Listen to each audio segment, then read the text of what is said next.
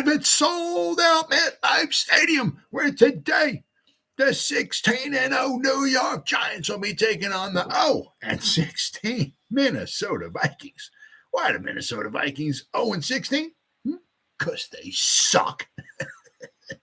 Welcome to the Gridiron. Anybody out there at all? Anybody going to spend a little bit of time with me here this evening?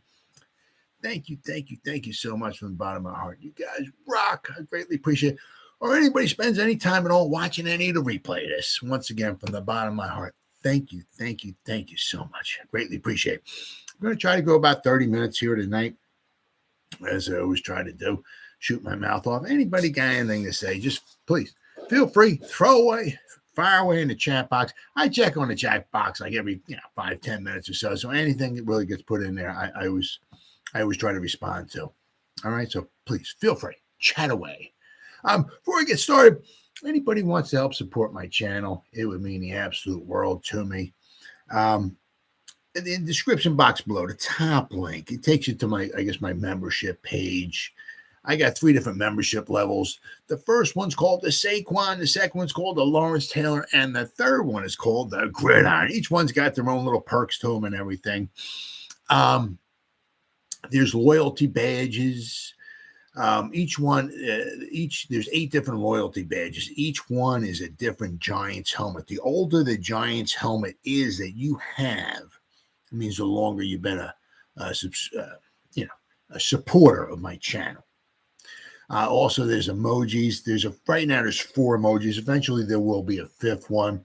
You can use them in the chat box, or if you make a comment, I guess. I had them made up on Fiverr. I get a kick out of them every time I look at them. Pretty funny. So anybody wants to help support my channel, it would mean the absolute world to me. If you're not a subscriber to my channel, please hit that subscribe button below and click that bell icon. That way, next time I go live, or next time I put out a video, whatever, you'll be notified. And it's free of charge. Okay. And then finally, also in the description box below, I just want to make you aware there's on Facebook, okay, I got there's a group that I have, a Giants group, and then there's 2 pages I have. The last link, it's to a page. It's called This Day in New York Giants Football History. As of right now, I mean, I haven't really been that active on it late. And just between the YouTube channel, the Facebook group, and the one Facebook page, I spend a lot of time, like 2 to 3 hours a day on that. So just taking up a lot of my time. Eventually, the link where it says This Day in New York Giants History, I'm going to start devoting some more time to that. Might be after the season's over with, okay? But the top link, the top Facebook link, it goes to our group. It's called the Gridiron. How original, huh? Right now we have over 1,900 members in there. I try to put, at least 5 to 10 different things every day in there. I have, I try to keep, 7 days a week. Okay. I try to, put stuff in there. Also, the nice thing about that is if you become a member of the group, okay, the great thing is that, not only do I put stuff in there, but also, other people, the members of the group, they put stuff in there. Okay. So it's not only me, it's other things. So there's always all kinds of stuff going. There's easily 5 to 10 new items going up, or posts going up in there, either a post or a video, whatever, going up in there every day. All right. So I try to keep that stuff fresh. And also there's the middle link. Okay. It's Facebook. It's a page. Okay. And that's called the Gridiron as well. All right. But with the page, okay, I'm the administrator. Pretty much I'm the only one who puts anything in there, but it's the same thing with the group. I spend at least a half an hour to an hour every day posting stuff, okay, in the on this page. As of right now, we got 439 people who like it. Every day I'm going on like 5 or 10 people who like it every day. But the followers, it's like over 1,200 people following. I'm getting like 20, 30, 10 to 20, 30 or so people every day following it. It's really amazing. It's really, really taking off. It's really doing well.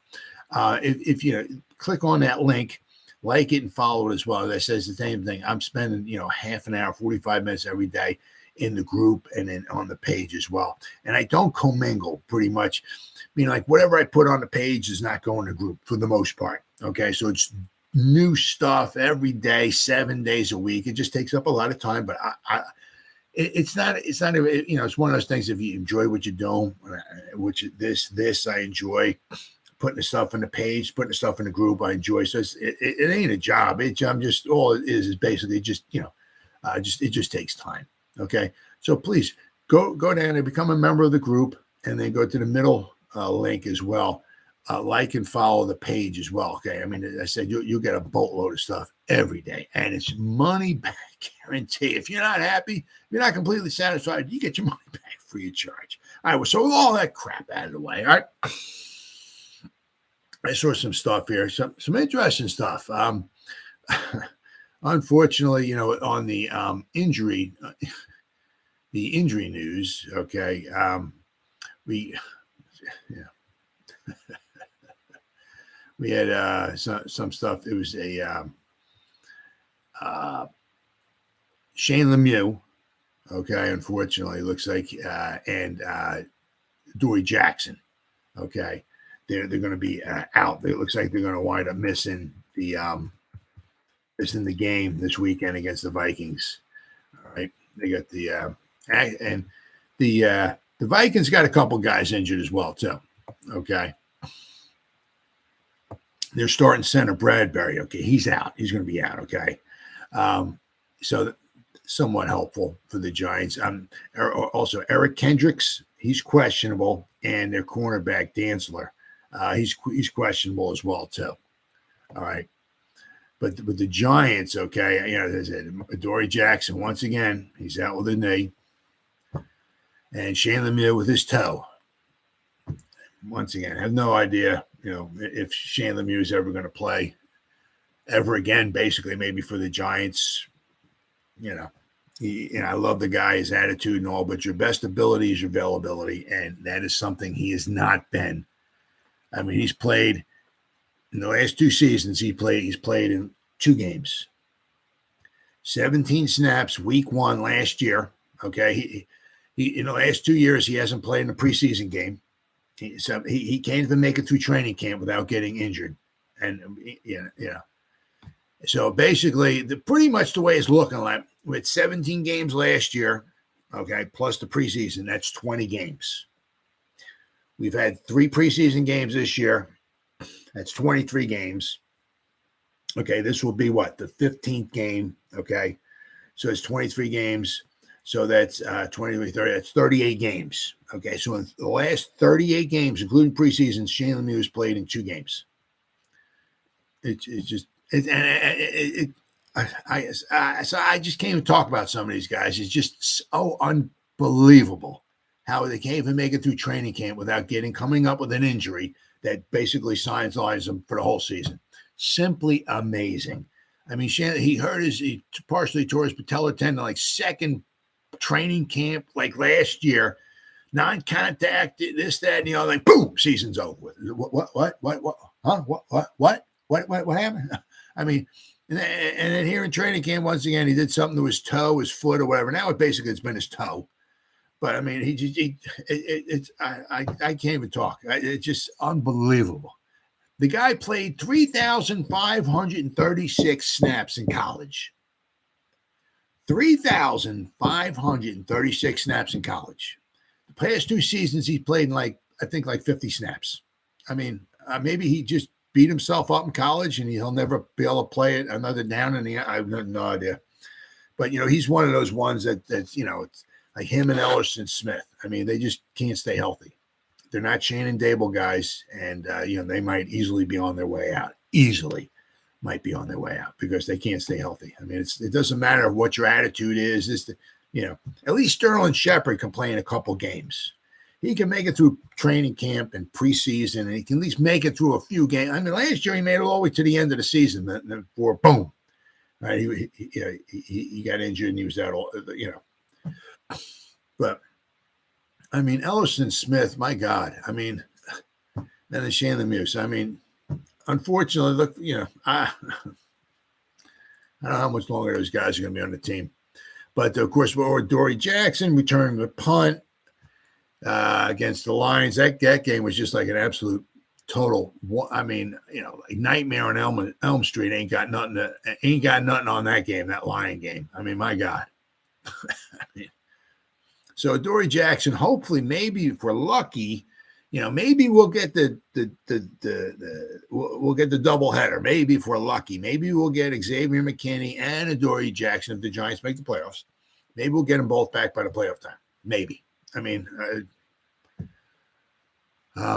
we had the bye week, so I don't know what McKinney did to his hand. I mean, unbelievable. And then hopefully Adoree Jackson will get him back, hopefully, sometime for the playoffs, if we make the playoffs.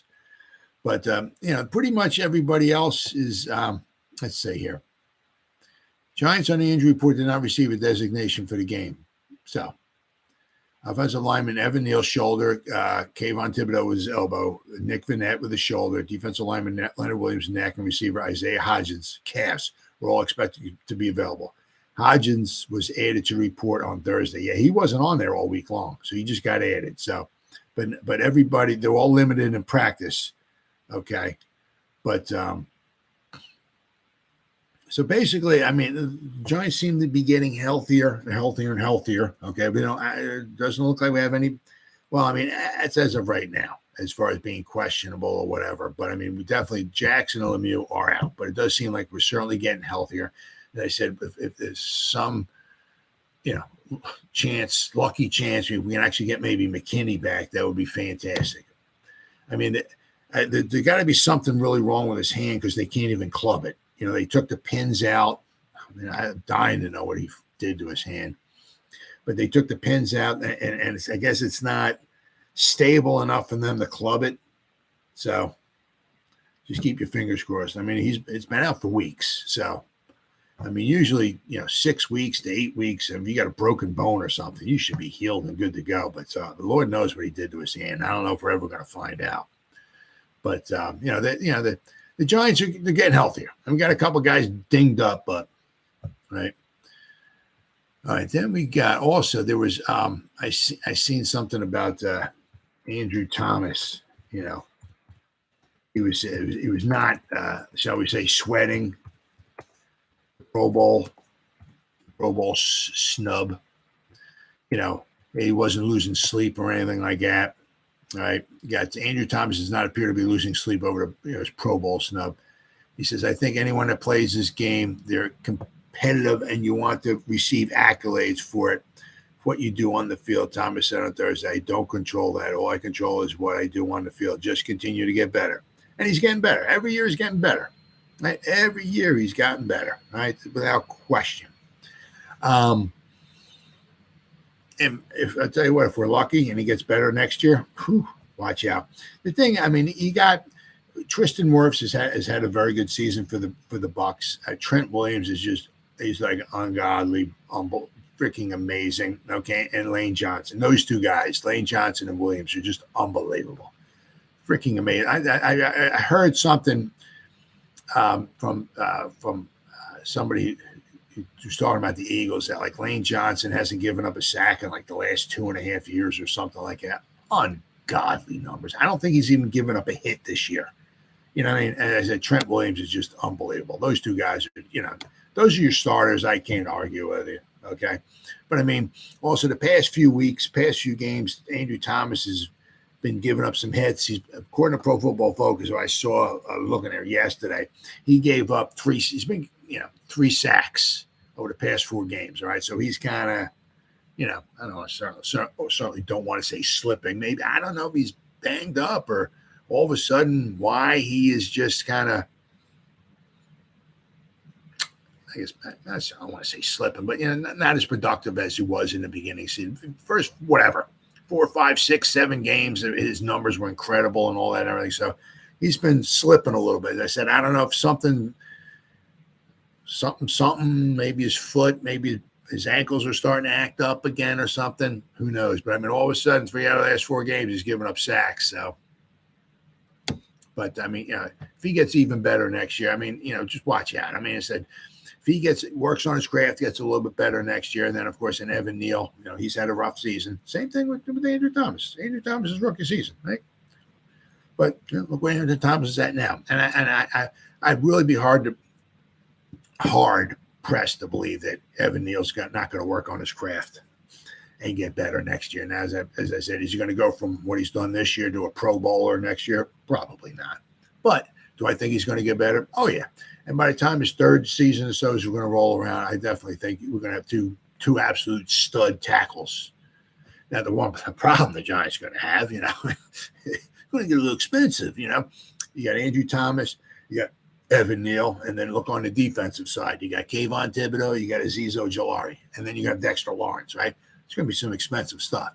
Then, if you ever find a quarterback, I don't know if it'll be Daniel Jones or not, but, that's going to be expensive too. But, having those two tackles there, that could be rather expensive. It could be, I don't know, $35, $40 million a year, maybe even more. Who knows? By the time that you got to re-sign him and all and everything, it could be expensive between the two of them. Then you get the two edge rushers. If we're going to wind up keeping Azeez Ojulari and Kayvon Thibodeau and have sexy Dexter there, that's going to be a very expensive defensive front as well, too. But is what it is. But Andrew Thomas, he's going to get better. Right? Don't worry about that. I said the same thing with Evan Neal. Right? I think he's going to work on his craft, and I said I'd have a hard time believing that he won't get better too. Right? Then I also saw something kind of interesting. The Giants brought up, and wound up adding, Landon Collins, to the active roster, all right, signing him off the practice squad, and so this would be his fourth time up. So now his salary is going to go against the cap. He's not making a lot, but that was one of the reasons why I believe Joe Schoen, was holding off, shall we say, on bringing Landon Collins up, because after you bring him up so many times to the roster, you have to sign him, bring him up, and you have to put him on the roster, and then therefore his salary goes against the salary cap. If he's on the practice squad, his salary does not go against the salary cap. And with the small, minute salary money that the Giants have left, Joe Schoen didn't want to bring him up like four times, the first 4 weeks, and then have his salary go against the salary cap and go down have like $1.5 million left on their salary cap. So I think that's one of the reasons why Joe Schoen did not bring him up and put him on the 53-man roster kind of right away, right? So he's just trying to, hold off as long as he could. The Giants only got probably after we got Landon Collins on the active roster and the salary goes against the salary cap. We're going to have like a little $1.5 million, somewhere around there, maybe a little $2 million left of salary cap money. So, all things considering, you got to look all things considering, with the lack of salary money that the Giants have, all the injuries we've had, the lack of wide receiver talent the Giants have had, and we're 8-5-1, that's rather remarkable. That's really, really rather remarkable, considering what's been kind of going on. All things considering. As I said, next year we're gonna have like probably 11 more draft picks next season. And then we're gonna have a nice, healthy salary cap money, and the Giants could easily have over $50 million, and it could be, and if they make a couple roster moves, they could have over $60 or $70 million in salary cap space. So they got, without question, they have better times ahead of them. As far as with the money and all that stuff and everything, so give him, give Shane another year or two or whatever it might wind up being, and hopefully we'll wind up getting better. Then also they added oddly enough, after they let him go, Tay Crowder, right? They added him to the practice squad. All right. I thought that was kind of funny. They let him go, but then they picked him back up and added him to the practice squad. So Tay Crowder is employed. He's now employed. Right now, he's on the practice squad. Okay, so maybe he'll keep his freaking mouth shut. Okay, which he should. I mean, the easy thing to do is to talk. That's an easy thing to do. Right. The tough thing to do is when things aren't going well, things aren't going in your favor, just keeping your mouth shut. That's the toughest thing to do. Okay. Right. Going on social media and texting or tweeting or this and that and all, anybody can do that. Right. Any 2-year-old can do that. Right. I'm not happy, just keep your mouth shut. It's a team game, right? You're doing what they think they're doing what's best for the team. And in Tay Crowder's instance, also you got to look at it too. It's kind of like, he's not Lawrence Taylor. He's not Ray Lewis. Okay. He has some issues. I mean, I think if the Giants really thought, that he was that good, that dominant, that this, that, I mean, he'd probably be playing more. Right. So, I mean, you got to take it for what it is. But I mean, Tay Crowder, hopefully he'll keep his mouth shut and maybe he'll stick around on the Giants roster for a little while.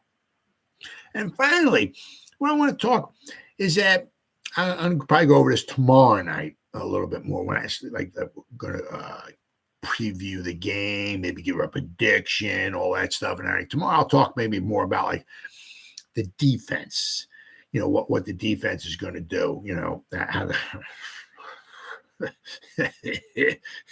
they're going to try to slow down the Minnesota offense, okay? And Mr. Jefferson, right? Or even Dalvin Cook. My God, that guy's really good too. But what I want to talk about is the offense here. Now, if the Giants have they got a chance here, okay? Minnesota's got a great record, 11-3, right? They just had that historic comeback against the Colts, down 33-0. I mean, they scored 36 points in the second half of the game, 3 points in the overtime. They wound up winning 39-36. That was a great game. But I mean, they can put up some points, okay? But so I don't want to like harp on all their points they've scored. But they scored 33 against New England, 39 against the Colts, 27 against the Jets, 33 against the Bills, 34 against the Cardinals, 29 against the Bears, 28 against the Saints, 28 against the Lions. I mean, they put up some points, okay? Obviously, far more points than the than the Giants can put up, all right? So, but on their defensive side, okay, that's where they're, they've given up. I'm looking, I mean, my God. Okay, let's count. Defense, 1, 2, 3, 4, 5, 6, 7, 8. They've given up over 400 yards 8 times this year. Right? They played 14 games. So 8 out of the 14 games, they've given up over 400 yards. And against the Jets, they gave up 486 yards. Against the Bills, they gave up 486 yards. What the hell? I didn't even notice this. Against the Eagles, guess what? They gave up 480. So they've given up 486 yards exactly 3 times this year. So they've given up almost 500 yards of offense. Okay, 3 times this year. Okay, they get some turnovers. What do we got? 4, 5, 6, 7, 10, 18, 19, 20, 21. They've got 21 turnovers. Okay, so they're getting 1.5 turnovers a game. Okay, which is far better. It's better than what the Giants are doing. All right. But, they giving up rushing yards. They're passing. I mean, 1, 2, 3, 4, 5. We're going to say 6, 7, 8. They've given up over 300 yards passing 8 times. One of them was 297 yards. I just rounded up to 3. But they've given up 385. I'm sorry. What was it? 385 yards passing to the Dolphins, 323 to the Eagles, 375 to the Cardinals, 311 yards to the Bills, 307 to the Cowboys, 364 yards to the Patriots passing, 366 yards to the Jets and a backup quarterback, 330 yards passing to the Lions. I mean, they give up a lot of yards passing. Now, if the Giants, I think if I'm not mistaken here, let's see, passing. Let's go rushing here. Rushing yards. Okay, let's see. Who's giving up? Are they going to do that? They'll do it this way. There we go. Rushing yards. Where are the Vikings at? Okay, the Vikings, they're giving up 1,686 rushing. They're giving up 4.4 yards per carry. Okay, so nothing really super phenomenal. But one of the things is, okay, that is maybe their lack of giving up a lot of rushing yards is because the opposing teams can pass on them. Now, let's go yards here. The 49ers have given up the fewest passing yards, 2,960 passing yards. Okay. I think the Vikings, are they the worst? Nope. Second worst. The Vikings are the second. The Vikings have given up 3,903 passing yards. The second worst. Okay. The Titans have given up the most. Okay. But one of the reasons why the Titans have given up the most is because teams have passed the ball 45 more times against the Titans. Okay. So, I mean, they've completed more passes, right? So, therefore, they have more yards. But the Vikings have given up 7.5 yards a pass attempt. Okay. They've given up 3,903 yards passing. All right. I mean, that's a little under 300 yards a game. They've given up 20 touchdowns. They've got 12 interceptions, okay, but they've given up 20 touchdowns, okay. They've given up 66.8% completion percentage, okay. So they give up yards, all right. They give up a lot of yards. Let's see what the scoring here. Nah, I don't have that.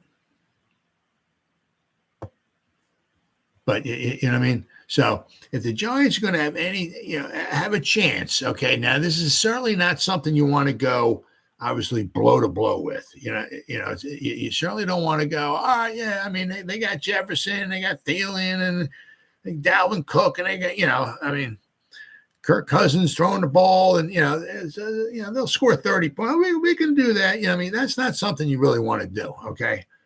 But, I mean, the Giants, if they can, this is the if. I mean, try to control, okay, the Vikings offense, which is not going to be easy by any stretch of imagination. But if they can hold them into the 20s, all right, the Giants could certainly have a chance. I mean, any given Sunday, every team has got a chance without question, okay? And this is another case. The Vikings secondary is not very good. Now, of course, the talent on the Giants offensive wide receiver group is not the most talented either. Okay. One of the things was when the, let me look here. I mean, if I can find it, here we go. Minnesota, when they gave up, to the Miami Dolphins, they gave up 385 yards passing. Okay. Why? Well, because they got, Tyreek Hill and Waddle. Okay. Against the Eagles, they gave up 323 yards passing. I mean, the Eagles just killed. The Eagles gave 163 yards rushing on them, 323 yards passing on them. I mean, but the Eagles, 323 yards passing, well, that's because they got DeVonta Smith and the beast, Mr. Brown. Okay. And Dallas Goedert was in that game as well, too. Okay. And against the Cowboys only beat them 40-3. I mean, that's all. It was a real close game for about, it was tied 0-0 in the beginning. So at one point it was tied. And about 3 seconds into the game, I think the Cowboys scored their first 9 touchdowns, and it was pretty much over with after that. But the Cowboys, 151 yards rushing, 307 yards passing. But I mean, why they got 307 yards passing? Well, because they have some good wide receivers. Okay.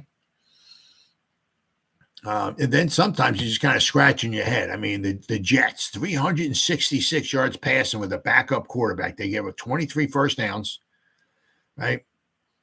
I mean, the Jets with their very good defense held the Vikings offense to 287 yards. A little sauce on the side. Gardner helping that secondary out. I mean, they held them to 287 yards of offense. So, I mean, with a backup quarterback in there, okay, the New York Jets went into Minnesota, okay. I mean, one of the reasons why was the Jets had 2 costly turnovers in that game. But the Jets got almost 500 yards of offense against that Minnesota team, and that was in Minnesota. The same thing with the Cowboys. The Cowboys got 458 yards against Minnesota, and that was in Minnesota.